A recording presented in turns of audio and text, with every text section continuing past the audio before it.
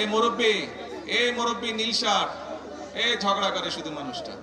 হ্যাঁ, এই তো বসে, এখন ঠিক আছে? হ্যাঁ, এই তো বসে গেছে।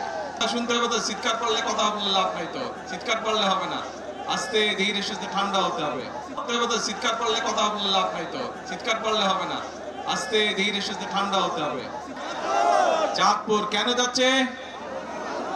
খাল খনন, আর কি? হ্যাঁ, ফ্যামিলি কার্ড। তার মানে 1 খাল খনন, 2 ফ্যামিলি কার্ড। আচ্ছা ভাই, কোন তো এই খাল খননের কথা কবে বলছি আমরা যে খাল খনন করব?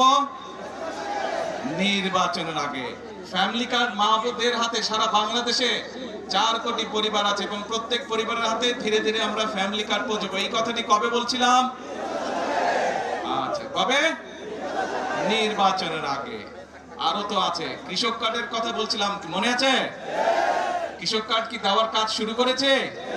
কবে বলছিলাম? নির্বাচনের আগে।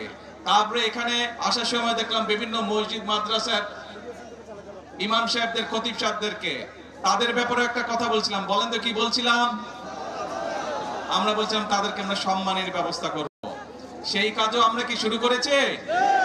সেই কাজও আমরা শুরু করেছি। বাংলাদেশে প্রায় 7,000 মসজিদ বলেন, মাদ্রাসা বলেন বা বিভিন্ন অন্য ধর্মের যেগুলো প্রতিষ্ঠান আছে, সেখানে যারা ধর্মীয় গুরু আছেন তাদেরকে আমরা রাষ্ট্রের পক্ষ থেকে সম্মানের ব্যবস্থা করেছি। তার মানে দাঁড়ালো কি, যেই কয়টা বললাম, আমরা দেশের মানুষকে বলেছিলাম খাল খনন করব, আপনারাই বললেন কাজ শুরু করেছি।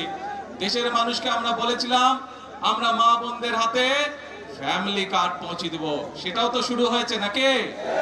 আচ্ছা, দেশের মানুষকে আমরা বলেছিলাম আমরা কৃষক ভাইদের হাতে কৃষক কার্ড দিব, সেই কাজ শুরু হয়েছে? এখনো পুরোপুরি শুরু হয়নি, অল্প করে শুরু করতে হয় প্রথমে, কিন্তু শুরু তো হয়েছে নাকি?